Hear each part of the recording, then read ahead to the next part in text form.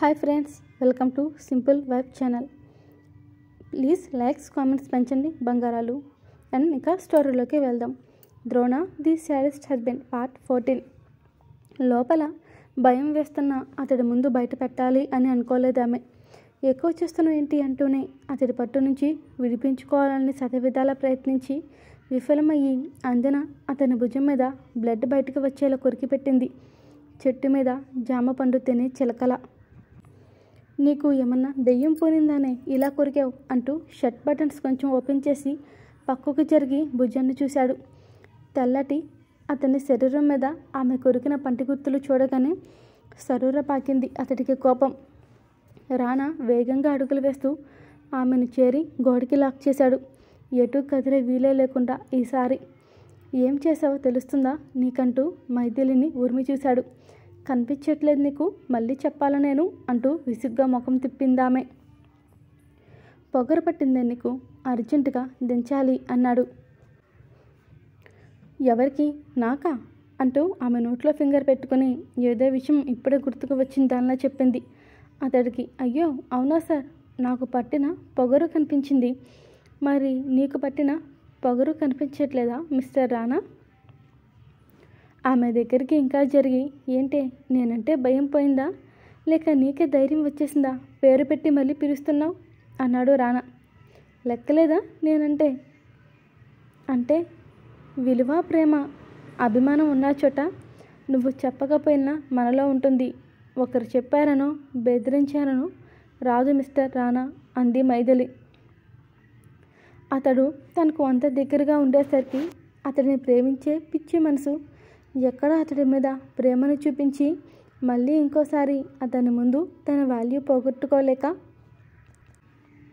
ఇక సమాధానం చెప్పడం ఇష్టం లేని మైథిలికి తన హ్యాండ్తో వెనక్కి నెట్టింది అతన్ని. కదిలితేనేగా ఉట్టి బండరాయి, రాళ్ళు తిరిగి పెరిగినట్టున్నాడు అని మనసులోనే ఇష్టం వచ్చినట్టు తిట్టుకుని అతన్ని నెట్టడం తన పిట్ట పర్సనాలిటీ వల్ల కాదని బుర్రతో చించేసి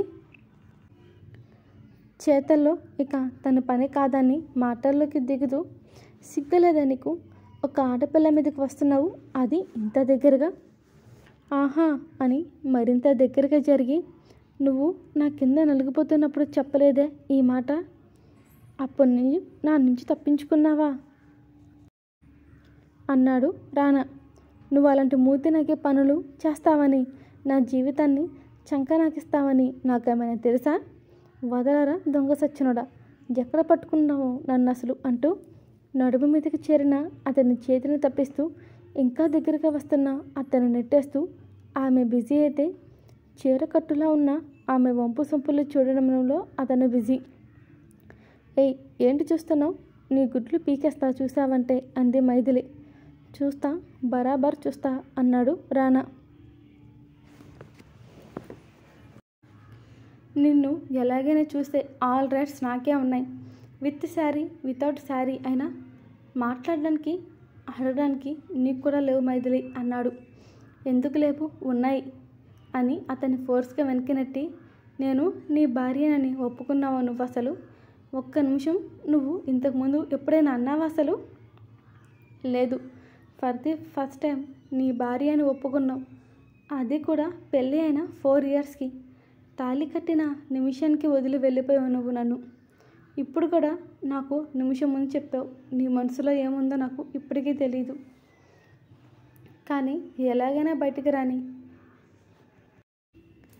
ఇప్పుడు నాకు చెప్తున్నావా నీ భార్యను నేనని? అది నీకు ఇప్పుడే గుర్తుకు వచ్చిందా మిస్టర్ రానా? ఓ, సార్కి పేరు పెట్టి పిలిస్తే నచ్చదు కదూ, మరి ఏమని పిలవాలో చెప్తారా? ఈఫిల్ టవర్ గారు అని కన్నింగ్గా పిలిచింది. మరి బాబు ఈఫిల్ టవర్ అంతా ఉండి కరెక్ట్ పొడుగులో మాత్రం దానికి సరిగ్గా సరిపోతాడు. మైథిలి నవ్వుకుంటూ ఐబ్రోస్ ఎగరవేసి పొగరుగా చూసింది అతని వైపు. బాగా పిలిచానా అని? నీకు పొగరు పట్టలేదే, ఒంట్లో తిప్పి తిప్పి కొడితే కేజీ కండలేదు, కానీ నా ముందు కోడిలానే ఎగురుతూ నన్ను కామెంట్ చేస్తావా అంటూ 2 అడుగులు ఉన్న ఆమెని తన మీదికి లాక్కొని ఆమె జగన భాగాన్ని అతని చేతులు పోనించి ఫింగర్స్తో ట్యాప్ చేస్తూ మొత్తంగా ఆమెని అతడి బాడీతో కవర్ చేసి ఆమె కళ్ళలోకి చూస్తూ ఆమె పెదవుల దగ్గరగా అతని పెదవులు 1/2 ఇంచు దూరం లాగి, నీ పొగరు దించమంటావా మైదు? ఎలాగో పెళ్ళి అయిందిగా. అసలే పెళ్ళి అయిన బ్రహ్మచారిని నేను.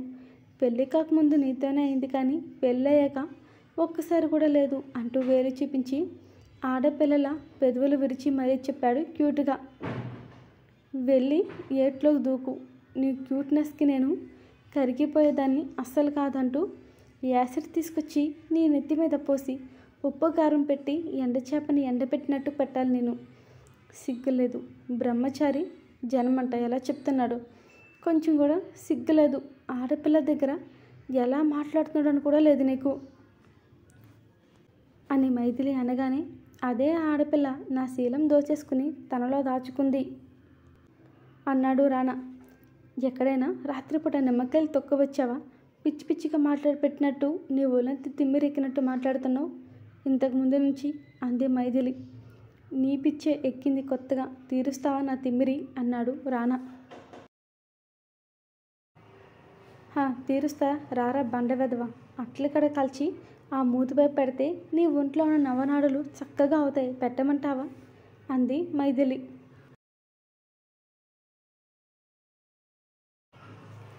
ఏమైంది అత్తయ్య? ప్రియా అలా చూస్తుంది రెప్పవేయకుండా అంది ధార్మిక. వాడు నిన్ను కోపంగా పైకి తీసుకుని వెళ్ళాడు కదా, మళ్ళీ నిన్ను ఎక్కడ కొడతాడా అని భయపడినట్టుంది అంతేమా అన్నారు ఆవిడ. అంతేనా?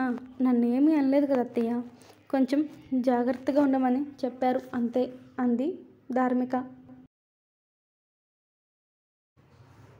సరే అంటూ వంటగదిలోకి వెళ్ళారు అత్త కోడళ్ళు. నైట్ డిన్నర్ ప్రిపేర్ చేయడానికి అని సింపుల్గా చపాతీలు ఇంకా పాలక్ పన్నీర్ కర్రీ చేసి కొంచెం రైస్ వండి దానిలోకి రసం పెట్టేసరికి ధార్మికకి అక్కడక్కడ చిరు చెమటలు అలుముకున్నాయి. వాళ్ళు పని ముగించి వచ్చేసరికి ద్రోణ నిద్రలేచి ఫ్రెష్ అయి వచ్చి సోఫాలో కూర్చున్నాడు. అమ్మ ధార్మిక అని పిలిచి మరి ద్రోణకి ఏదైనా జ్యూస్ ఇవ్వమని చెప్పి ప్రభావతి గారు రూమ్కి వెళ్ళిపోయారు ఫ్రెష్ అవుతాను అని. ఈలోపు ధార్మిక కిచెన్లోకి వెళ్ళి ఫ్రిడ్జ్ ఓపెన్ చేసి గ్లాసులో జ్యూస్ పోసి తీసుకొచ్చి ద్రోణకి ఇచ్చింది. జ్యూస్ తాగండి అంటూ. ఇచ్చిన చేతిలో ఉన్న జ్యూస్ పట్టుకోకుండా ధార్మిక చేతిని పట్టుకుని సోఫాలో కూర్చోబెట్టి ఆమె చేతిలోది తీసుకుని ధార్మిక పెదవుల వద్ద పెట్టాడు ఆమెనే తాగమని. ఇది నాకు కాదు మీకు అంటూ దూరం జరుగుతుంటే, షేరం ఇది ఇద్దరం కలిసి తాగుదాం ఏం వద్దా అన్నాడు సూదంతు చూపుతో. ఇంకో మాట అతనితో చెప్పించకుండానే ఒక సిప్ చేసి చాలు అన్నట్టు చూసింది ధార్మికగా. తాగకుండా ఆమెనే స్టేర్ చేస్తున్నాడు ద్రోణ. అతడి చూపుల భాష ఆమెకి అర్థమైనట్టు గ్లాస్ తీసుకుని ద్రోణకి తాగించింది పెదవుల మీద చిరునవ్వుతో. ఎందుకు నవ్వుతున్నావు? చెప్పి వెళ్ళవే అన్నాడు ద్రోణ. నేను ఫ్రెష్ అయి వస్తాను అంటూ పైకి లేచింది. ప్రియా వచ్చింది. సునామీలా రావడంతోనే స్టెప్స్ మీద నుంచి స్పీడ్గా వచ్చి ధార్మికకి డాష్ ఇచ్చింది. వెళ్ళి శారీస్ క్లాంప్లో సెటిల్ అయింది విత్ లిప్ కిస్తో. ధార్మిక ద్రోణకి ఇచ్చిన అన్ఎక్స్పెక్టెడ్ కిస్తో బిగుసుకుపోయింది. ఇక బొమ్మ కదలదు అని అర్థమే. ప్రియా ఇంకా నువ్వు మారవా? స్టెప్స్ పై నుంచి రన్నింగ్ చేయదని చెప్పిన అర్థం కదా. నా మాట ఇది వినదు, నువ్వు వినవు. ఇంకా కదలని బొమ్మలో ఉన్న ధార్మికను చూసి పైకి లేచిన ద్రోణ ధార్మికను లిఫ్ట్ చేసి తన గదిలోకి తీసుకువెళ్ళిపోయాడు. మళ్ళీ స్పృహలోకి వచ్చింది షవర్ కింద నిల్చోబెట్టినప్పుడే. వాటర్లో తడుస్తూ అటు ఇటు చూస్తూ తన చేప కళ్ళతో ఈదుతూ అయోమయంగా బుర్రగొక్కుంటూ చూసింది. ఇక్కడికి ఎలా వచ్చానండి అని ఎదురుగా ఉన్న ద్రోణను చూస్తూ అడిగింది ధార్మిక. నేను ఉండంగా నిన్ను ఇంకొకడు ముట్టుకుంటూ ఊరుకుంటున్న వైఫీ అన్నాడు ద్రోణ. ద్రోణ ఎప్పుడు ప్రొజెసివ్నెస్గా మాట్లాడిన ముందు గుర్తుకు వచ్చేదే రానా ఆమెకు. ఆలోచనల నుంచి బయటికి వచ్చింది. మళ్ళీ ద్రోణ వేసిన చిటికల సౌండ్కి మాత్రమే తేరుకుని ఏంటి అన్నట్టు చూసింది అతన్ని. ఏం థింకింగ్ చేస్తున్నావు? నీ ఎదురుగా నేనుంటే అన్నాడు ద్రోణ. నేను ఒకటి అడగనా అంది. అడుగు అన్నాడు ద్రోణ. నాకు ఇంతకుముందు ఎవరైనా అబ్బాయిలతో పరిచయం ఉంటే ఫ్రెండ్లా అన్న మాట కూడా పూర్తి చేయనివ్వలేదు ద్రోణ ఆమెని. ధార్మిక మాట పూర్తి కాకుండానే ఒక చేత్తో వాల్ లాక్ చేసి ఆమెని ఒక హ్యాండ్ గోనె నుంచి ఇంకో చేత్తో గొంతు పట్టుకున్నాడు ద్రోణ. ఏంటే నోరు ఉందని పనికిమాలిన చెత్త మాట్లాడితే వినడానికి ఉన్నాను. లఫుట్ నా కొడుకు ఉన్నాడు అనుకుంటున్నావా నువ్వు నన్ను అన్నాడు సీరియస్గా ద్రోణ. నువ్వు చెప్పినట్టు ఉంటే, ఒకవేళ నిజంగా ఉంటే మాత్రం నరకాన్ని పరిచయం చేస్తా. నాలో ఆవేశం నువ్వు తట్టుకోలేవు. కోపంలో నిన్నేం చేస్తానో నాకే తెలీదు. నా కంటికి నచ్చిన మొదటి అమ్మాయివి నువ్వే. నిన్ను వదులుకోవడం ఇష్టం లేకనే పెళ్లి చేసుకున్నా నేను నిన్ను. అర్థమవుతుందా? చెప్పేది నీ మడ్ బ్రెయిన్కి అని అతని ఫింగర్తో ఆమె ఫోర్ హెడ్పై పొడుస్తూ చెప్తూ, అలాంటిది నేను ఒప్పుకుంటానా? వేరే ఎవరితోనే పరిచయం ఉంది, కొత్తిమీర కట్టు ఉందని తెలుస్తుందంటేనా చంపేస్తా నిన్ను వాడిని. ఎవరైనా సరే టార్చర్ అంటే ఏంటో చూపించి మరి అన్నాడు ద్రోణ. ధార్మికకి శ్వాస తీసుకోవడం ఇబ్బంది అయ్యి కళ్ళు తేలేసే టైంకి ఆమెను వదిలిపెట్టాడు. నీ ఊపిరి తీయాలన్నా నేనే, పొయ్యాలన్నా నేనే నా చేతుల్లో అంటూ ఆమె పెదాలకి అతడి పెదాలతో జత కలిపి ఆమెకి ఊపిరి అందించే పనిలో పడ్డాడు. మళ్ళీ పోతే ఎవరిని టార్చర్ చేస్తాడు బిడ్డ? మా వాడికి కాస్త కూసంత జాలి కూడా ఉంది. ధార్మిక కళ్ళు మూసుకునే ఉంది. తెరవడానికి కూడా భారంగానే ఉన్నాయి. మరి ఆమెకి మనసులో ఉన్న ఆలోచనలకి షవర్ నుంచి వస్తున్న నీళ్ళతో పాటు ఆమె కన్నీళ్ళు కూడా ఎవరూ చూడకుండానే ఆమె మనసేంటో ద్రోణ తెలుసుకోకుండానే కలిసిపోయాయి. అతడు పెడుతున్న ముద్దు ఆ క్షణం స్పందించాలని ఏమాత్రం ఆమెకి లేదు. కానీ ఈ లోకంలోకి తెచ్చాడు ద్రోణ ఆమె పెదవులకి ఇచ్చిన పంటికట్టు వల్ల. నొప్పికి చిన్నగా అరిచి చిట్లన పెదవి చివర తడుముకుంది. ఎందుకో తెలీదు, అతడిని మొదటిసారి చూడాలన్నా చూడలేక ముఖం తిప్పుకొని అతడు వదిలించుకుని బయటికి వెళ్ళిపోయింది ధార్మిక. ధార్మికకి కళ్ళల్లో కన్నీరు కారిపోతున్నా వాటిని తుడుచుకోవాలి అని కూడా అనుకోలేదు. స్వేచ్ఛగా వదిలేసింది వాటి భారాన్ని మోయలేక ఆపుతున్న కంటిపాపల నుంచి. ద్రోణ ఫ్రెష్ అయి ఒంటికి టవల్ చుట్టుకుంటూ వచ్చాడు. ఇక ఆమె దగ్గరకు వెళ్ళడమే. ఆమె మోచేతిని పట్టుకుని తన మీదకి లాక్కున్నాడు ద్రోణ ధార్మికని. ఇంకా తడి ఆరని కురులు ఆమె ముఖం మొత్తం పరుచుకుని వీపు మీద అక్కడక్కడ చిరుజల్లుగా ఉన్న నీటి చుక్కలు మెరుస్తుంటాయి. వాటిని అందుకోవాలని ఆరాటపడుతున్న ద్రోణని అడ్డుకోవాలని వెనక్కి తోసింది. అతన్ని చూస్తుంటే మారని ద్రోణ వైఖరి ఆమెకి విసుగు తెప్పిస్తుంది. ఇక మారడు అని. ఏంటే నా మీద అలక విసుగ్గా ముఖం పెట్టావు? నువ్వు అల్పపాన్పు ఎక్కిన నిన్ను బ్రతిమలతో బుజ్జగించి దానికి ఎవరు లేరు ఇక్కడ అని ఆమెను తన మీదకి లాక్కున్నాడు ద్రోణ. వదులు అంది ధార్మిక ఉరిమే కళ్ళతో చూస్తూ. ఏంటి మర్యాద తగ్గింది అన్నాడు సీరియస్గా ద్రోణ. ఉఫ్, డిన్నర్ చేయాలి, కిందకి రండి వెళ్దాం అంది ధార్మిక. అడుగుతుంటే ఆన్సర్ చెప్పకుండా వెళ్ళిపోతాను నీ పాటికి నువ్వు. నా థింగ్స్ ఎవరిస్తారు అన్నాడు ద్రోణ. అతడితో ఇక వాదన అనవసరం అనిపించి సైలెంట్గా వార్డ్రోబ్ దగ్గరికి వెళ్ళి అతడికి కావాల్సినవన్నీ తీసి బెడ్పై పెట్టి ఇప్పుడు వెళ్ళనా అంది ధార్మిక. ఏం పొగరు పట్టిందా లేక పొగరు పెరిగేలా అలసి ఇచ్చానా నీకు నేను అన్నాడు ద్రోణ. ఏంటండి మీ బాధ? మీకు కావాల్సినవన్నీ తీసి ఇచ్చాను కదా, ఇంకా ఏంటి మీకు కావాల్సినవి అంది ధార్మిక. నా ఒంటి మీదకి షర్ట్ ఎవరు వేస్తారు? నా షర్ట్కి బటన్స్ ఎవరు పెడతారు? మాటలు మర్యాద తగ్గితే నా ఇన్నర్స్ కూడా నీతో వేపించుకుంటా. వేస్తావు నువ్వు మరి అని సైడ్ స్మైల్ ఇచ్చాడు ద్రోణ. పళ్ళు పటపట నూరుతూ అతన్ని తిట్టే ధైర్యం లేని ఆమెకి వచ్చే కోపాన్ని ఎలా స్థిమితపరిచాలో తెలియక సతమతమవుతున్న ఆమె ఇన్నర్ వాయిస్లో తిట్టుకోవడం మొదలుపెట్టింది ద్రోణాన్ని. తాడి చెట్టు పెరిగినట్టు నిలువుగా పెరిగాడు. చొక్కా వేసుకోవడం రాదు కానీ మూతిలో మూతి పెట్టి నాకడానికి మాత్రం ఎగేసుకుంటూ వస్తాడు పూల రంగుదల. ఇలాంటి క్యాండిడేట్ని దేవుడు స్పెషల్గా ఈ డిఫరెంట్ పీస్ని నాకున్న పీస్ని పీస్ చేయడానికి నా కోసం ఎదురులేని బాణంలా తిరుగు లేకుండా నా మీదికి తయారు చేసి వదిలాడు. నా తలపై కథాకళి డ్యాన్స్ చేయమని ఈ శాడిస్ట్ సైకోపాత్ని. ఇంతలో అమ్మ అంటూ అరిచింది ధార్మిక. గ్యాప్ ఇచ్చాను కదా నీకు, అందుకే బాగా లాంగ్గా తిట్టుకుంటున్నావు కదా నన్ను అని అతడి కసి తీరేలా ఆమె నడుము మీద తన చేతుకుతూ పడేలా నలిపి వదిలిపెట్టాడు Drona. Wake up wife, half gap ఇస్తే చాలు. డే మొత్తం నా గురించి తిట్టుకుంటూ నన్నే కలవరించేలా ఉన్నావు. నీకొచ్చిన కష్టం నేను తెరచలేను కానీ అని అతడు 2 చేతులు ఆమె మెడ చుట్టూ హారంలో వేసి ఫ్రీ ఆఫ్ కాస్ట్లా హ్యాండ్ వెయిట్ని ఆమె మీదే వదిలేశాడు ద్రోణ. ముందు ఆ చేతులు నా మీద నుంచి తీయండి. ఎంత వెయిట్గా ఉన్నాయో తెలుసా? ఇంచుమించు ఓ పెద్ద డంబెల్, ఆహా కాదు, ఓ పెద్ద బస్తా వచ్చి నా 2 షోల్డర్స్ మీద కూర్చున్నట్టు ఉంది తెలుసా అంటూ క్రయింగ్ ఫేస్ పెట్టింది ధార్మిక. ఇంతలో ద్రోణ ఏ చీ ఆపు అన్నాడు. మీకే మీరు బాగానే ఏడిపిస్తారు నన్ను, కానీ నేను బాధపడే హక్కు కూడా లేదా? షార్ప్గా చూసి లేదు అన్నాడు ద్రోణ. మీరు అసలు మనిషే కాదు. అయ్యో ఇది నా వల్ల ఇంత బాధపడుతుంది. వచ్చి దాని కంట్లో నీళ్లు తోడుద్దాం, కాస్త ప్రేమని ఇద్దాం, ఇంకాస్త ఓదార్చి దాని ముఖంలో నవ్వు రప్పిద్దాం అని మీలో ఏ కోసానన్నా ఉన్నాయి అసలు అంది ధార్మిక. విననట్టే ఉన్నాడు ద్రోణ.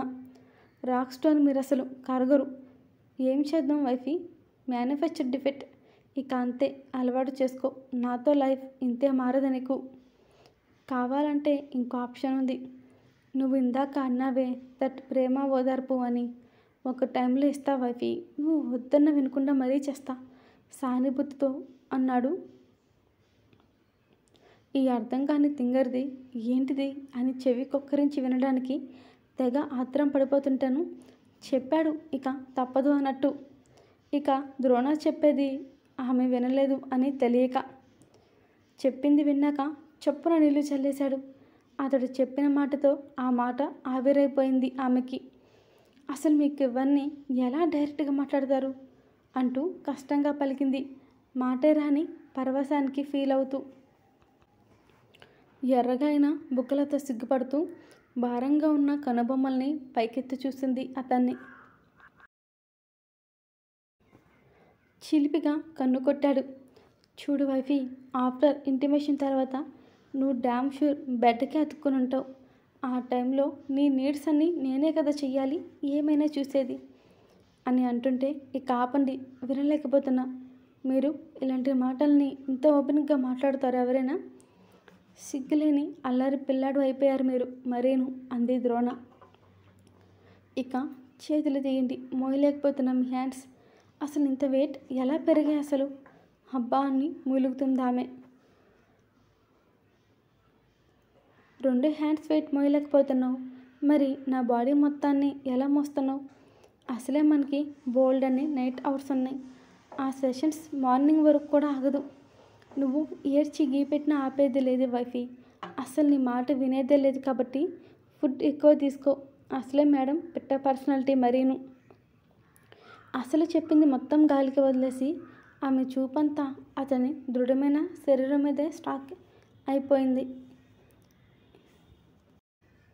ఏవండి అని అతన్ని పిలుస్తూ బలమైన ఛాతీని తడుముతూ ఫింగర్తో పొడుస్తూ వీ షేప్లో అతని బాడీ స్ట్రక్చర్కి మెస్పరైజ్ అవుతూ అతని కండల్ని తన చేతులతో కొలుస్తూ ఫింగర్తో చూపిస్తూ నిజమేనా అని అర్థం కాని తింగర్ క్వశ్చన్ అడిగింది. అంతకన్నా మంచి ప్రశ్న దొరకలేదు. మరి మాకేం చేస్తాం అన్నది రైటింగ్ ఫీలింగ్. దెబ్బకి షాక్ అయ్యి ఏం మాట్లాడుతున్నావు అసలు? ఇంత తింగరేంటి నువ్వు తింగర్దానా? నా లైఫ్లోకి తెచ్చుకుంటానని I never think about this wifey అన్నాడు ద్రోణ. నీకు బ్యూటీ ఉంది, బ్యూటీ స్పాట్స్ ఉన్నాయి, కానీ నీ బ్రెయిన్ని మెరిపించే స్టార్స్ పెట్టడం మర్చిపోయాడు ఆ దేవుడు అన్నాడు ద్రోణ. మూతి తిప్పింది. నువ్వు అన్నావే మూతి నవ్వుతాడు నా మూడు ఇందాక ఇన్నర్ వర్డ్స్లో తిట్టుకున్నావు కదా నన్ను వింతగా. అవునే, నాకు తాను తప్పేంటి? మీరు మేము పెట్టే ముద్దుని పెట్టించుకుంటారు కదా వైఫీ, సిగ్గుపడుతూ. ఇంకా ఏం అన్నాడు ద్రోణ. అయినా నీకు నా బేరుబాడిని చూడడం ఇష్టం కదా, మరి రెప్ప వేయడం కూడా లేదు నువ్వు అన్నాడు ద్రోణ. ఇక ఇక ఆపండి, అసలు నన్ను మాట్లాడనిస్తున్నారా? మొత్తం మీరే మాట్లాడుతుంటే. ఎవరైనా నిన్ను చూస్తున్నారా ఏంటి? చెప్పు, నేనే కదా, పర్లేదు అన్నాడు ద్రోణ. రోజ్ ఫ్లవర్స్లో ఉండేంత రెడ్ నాకు నీ బొగ్గల్లోనే తెలుస్తుంది వైఫీ. ఏం మాట్లాడుతున్నారు మీరు? డిన్నర్ టైం అయింది, పదండి అంది ధార్మిక. ఉన్న మూడ్ని పాడు చేసి పాడు చేయడంలో నిన్ను మించింది లేదే అన్నాడు ద్రోణ. వెళ్తున్న ఆమెని షర్ట్ వేసి వెళ్ళు అన్నాడు. ఉఫ్ అంది. ఏంటి అన్నాడు ద్రోణ. ఊహు ఏం లేదని తల అడ్డంగా ఊపింది. త్వరగా చేసి వెళ్ళు అన్నాడు ద్రోణ. ఇక షర్ట్ వేసి వెళ్ళిపోయింది. ఇక వేయకపోతే తెల్లవారి వరకు ఇక్కడే ఇలాగే ఉండమంటాడు అని. అతడు తన యాటిట్యూడ్ని ఎవరి కోసం పక్కన పెట్టాడు. ఎక్కడ తగ్గకుండానే ఆమె కోపాన్ని తీర్చాడు, అలకని పోగొట్టాడు. అతడు అంటే ఆమెకు ప్రాణం, మరి తగ్గనిస్తుందా? మరి అతన్ని ప్రేమించమని మాత్రమే అడిగింది. అతడు ఆమె వెంట పడకపోతే పిచ్చు కోపం వచ్చేస్తుంది. హాయ్ ఫ్రెండ్స్, ఈ స్టోరీ నచ్చితే ప్లీజ్ లైక్స్ కామెంట్స్ పెంచండి బంగారాలు. And thank you watching for this video.